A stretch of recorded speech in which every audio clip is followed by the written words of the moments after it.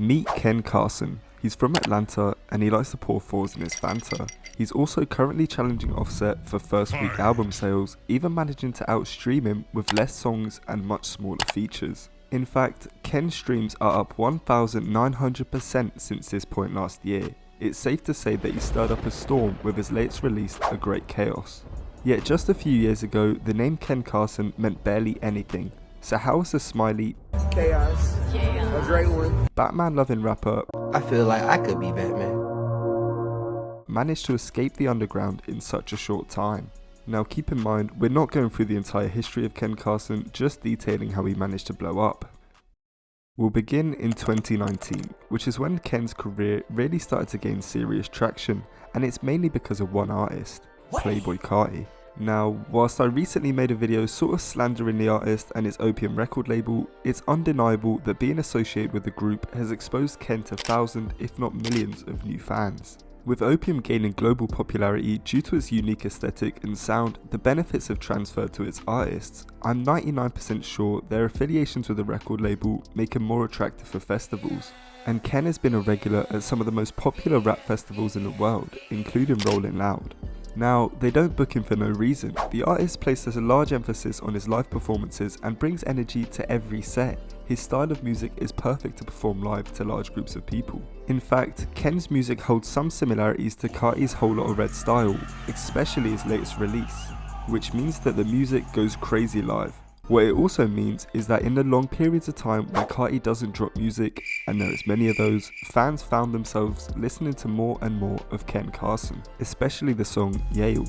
Ken Carson's biggest song by far can be found on his second project, Teen X, which released in 2020.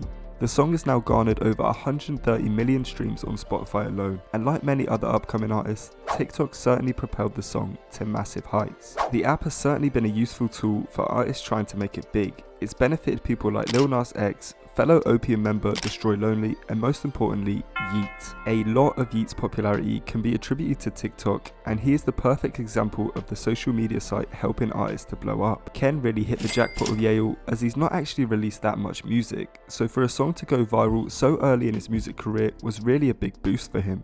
His debut studio album, Project X, released a year later in 2021, and it really solidified a fan base for Ken Carson. These fans don't play about Ken either. When reviewer Fantano gave Ken's album a 0, they responded by leaking his divorce papers on Twitter. Before this album, he was mainly known just for Yale, but this album proved the artist could provide more hits like Rock and Roll, which once again gained some traction on TikTok. Since blowing up online, Ken has done a decent job of providing his fans with music, which has prevented him from falling off and becoming a one-hit wonder. He's released several projects since signing to Opium, which has kept fans of the record label fed, especially since the main guy doesn't want to release anything himself. Whilst being in Opium had exposed Ken to millions of new fans, it also led to a relationship with fellow artist Destroy Lonely, which has benefited both of them massively. Since Lonely signed to the record label in 2021, the two have been almost inseparable, with several features on each other's albums, doing interviews together, and also being the face of memes together. It got to the point where Ken had to clarify that there was no zesty business going on.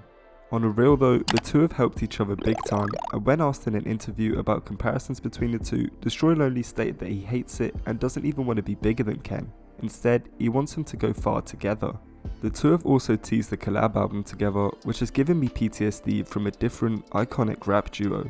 Let's hope this album will actually be released. Speaking of Destroy Lonely leads me into my next point, which is about this new generation and style of rap. The term rage has been used to describe the style that Playboy Carti popularised with Whole Lotta Red. The whole Opium label are truly leaders of this new sound, with albums Project X and No Stylist really helping to push the genre into the mainstream. There is definitely a correlation between the popularity of Ken Carson and this new style of rap. We can see the benefits of rage being more popularised with Ken's new album. As I mentioned earlier, the project debuted with massive numbers, being streamed 16 million times on its release. The album even leaked a few days before its release, which was a real shame for Ken, but it really didn't seem to matter in the end.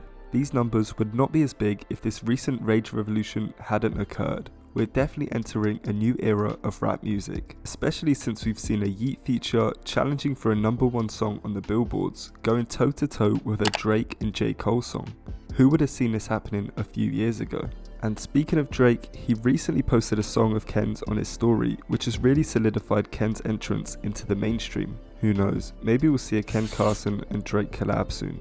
A lot of things have fell into place for Ken Carson to escape the underground, but we need to appreciate the artist and give him his flowers. He's shown considerable improvement since first blowing up. His latest album, in my opinion, is by far his best, and it's simply a result of his hard work. As one of the faces for this new era of rap, I believe that Ken Carson is here to stay. Before this video ends, I just wanted to shout out 1111, as he's where I got the inspiration to make this video about Ken escaping the underground. Thank you for watching the video. If you enjoyed, be sure to subscribe and check out my other videos, and I'll see you next time.